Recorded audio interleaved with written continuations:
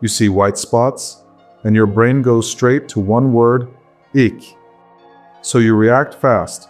You raise the temperature, add salt, maybe even dose medication the same day.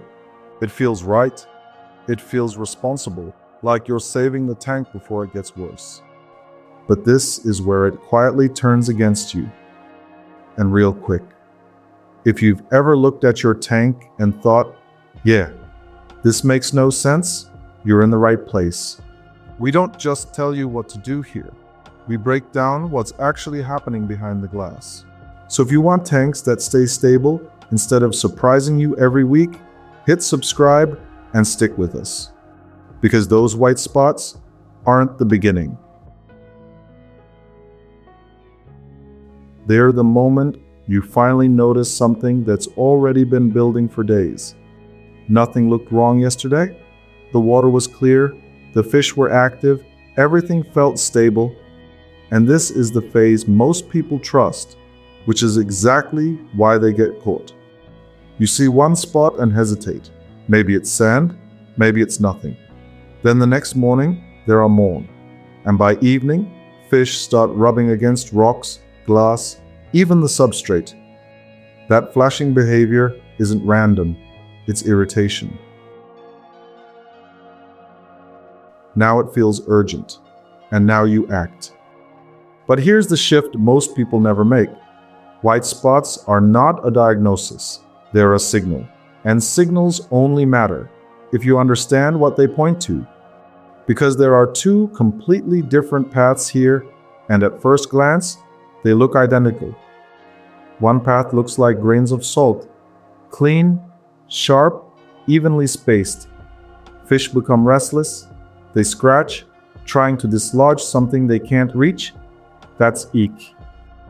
The other path looks softer, less defined, slightly raised, almost like cotton stuck to the skin. Fish don't always react the same way.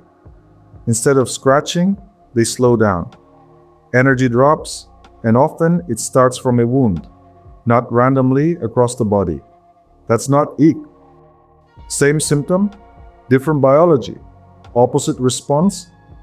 And this is where most tanks get worse, because people don't treat what they see, they treat what they expect.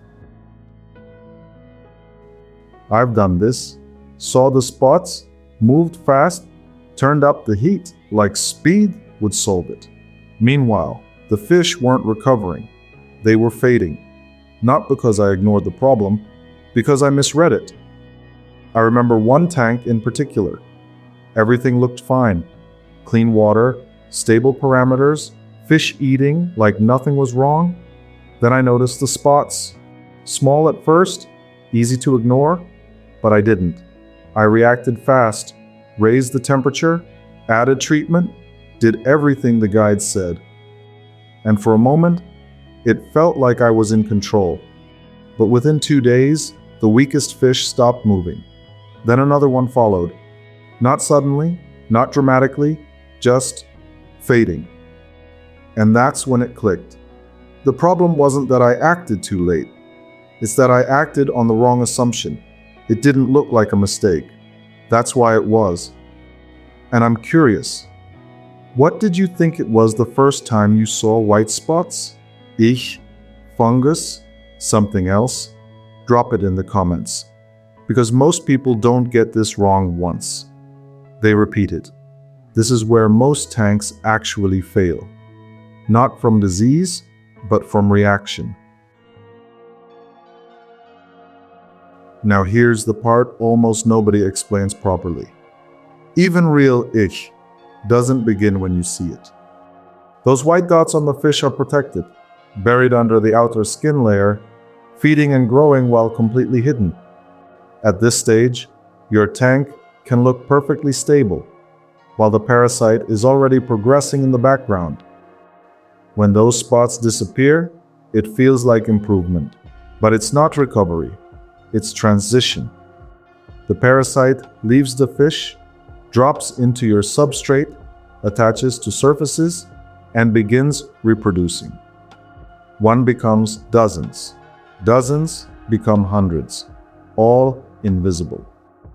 This is why timing feels confusing, because what you see is always behind, and what's actually happening is already ahead of you. If nothing looked wrong during that stage, would you even think to change anything? Probably not, because everything still looks fine. That's the illusion. The tank looks stable, but the system is already shifting.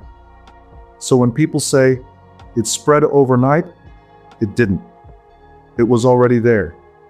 You just saw the second wave. Now here's where things get dangerous.